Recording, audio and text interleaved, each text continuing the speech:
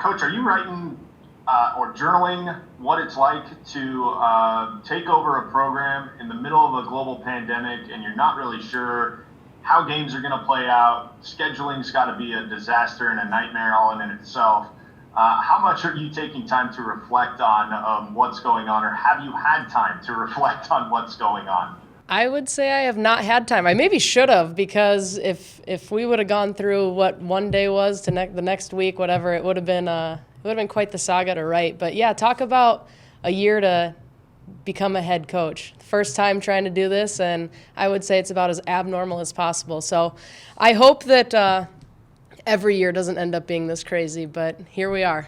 A pandemic aside, what's been the easiest part of your transition going into head coach? Knowing our team, obviously having a relationship and having been on the bench with this team has made it much easier. I didn't have to spend a bunch of time getting to know the players, getting to know their strengths, all that stuff. So was able to hop right into, hey, these are what are going to be good offensive things for us, defensive things, and felt like we had a leg up despite obviously not being able to be with the team nearly as much in the summer. We felt like we could at least start working on those things, whether it be over Zoom or just talking with them. So I would say that has been the easiest part of the transition, if there's anything easy about it, I guess. Coach, if you recall your Great West days with Chicago State, your run-ins with Natalie Marlowe of Chicago State, do you think there'll be any remnants of the memory factory going back in the Wayback Machine of your days with Chicago State? And that was kind of an interesting situation between you and another player from Chicago State during your playing days. I might have been a little competitive, had a little bit of fire, we'll say that. But no, actually, I don't know what got me looking at this, but the last game I ever put a jersey on was actually against Chicago State. So there you go. There's the fun fact. I won't tell you how it ended because I wasn't exactly pleased with it. But yeah, I mean, we've played Chicago State a lot in the past. I guess at least in my past. I guess the history probably only lands in the era when I was playing. But certainly a gym I'm familiar with. And had some good memories there. I watched our team win a championship in that same building as well after I graduated. How do you see a couple of new faces working into your lineup, whether it's the guard transferring in, Michaela, or I guess you get Melissa back, so it's an old new face. Yeah, there's definitely a lot of returners. 14 of our 15 players are returners. Kayla being our one newcomer to the squad, she's gonna help us immediately.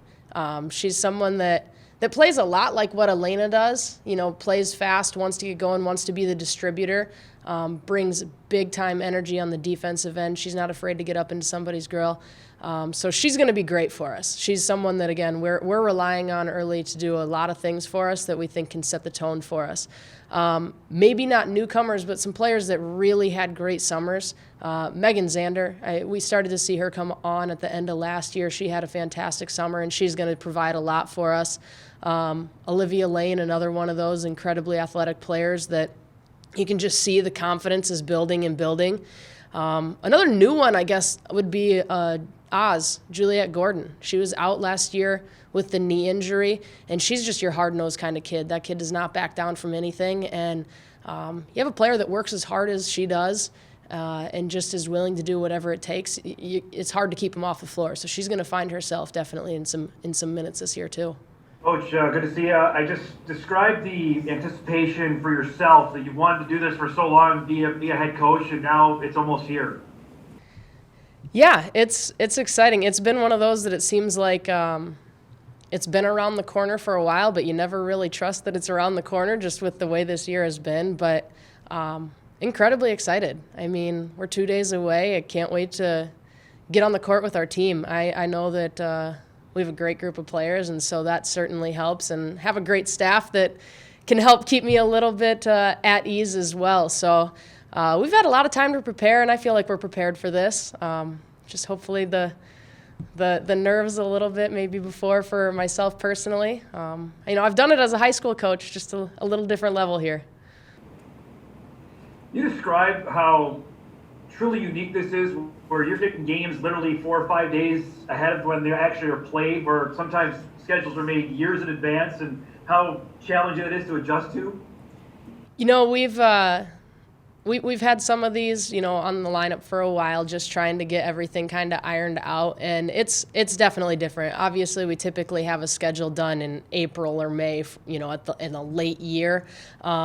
Fortunately, everybody in the nation's in the same position we are, so we got everybody scrambling to find games just as bad as we are at times, and so we're all making it work. And I'll be honest, our administration's made it incredibly, I don't want to say easy, but they've made it a lot easier than it could have been, just with all the help that we're getting and the insight they're providing. So we're getting there. It's different, but again, everyone in the nation's kind of feeling the same thing. I think I've watched 3 or 4 different coaches' media days, and they're all saying the same thing, that scheduling's just at a different level this year.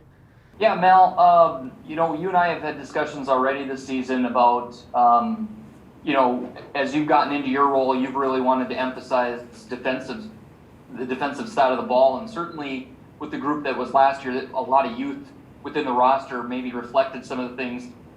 You don't have to give us the exact details, but what exactly are some of the things that you emphasize and really have been stressing in order to take strides on the defensive side of the ball for this ball club? I will say this, Tom, you asked a similar question to Leet, and she gave up no secrets, so it was great. No team knows what we're doing from that. No, defensively, we recognize that we've struggled in that side of the ball for a while. In the last couple of years, we've led the nation in fouls, and that puts your team in an incredibly difficult spot. Not only are your lineups compromised, but you're giving up points on the free throw line.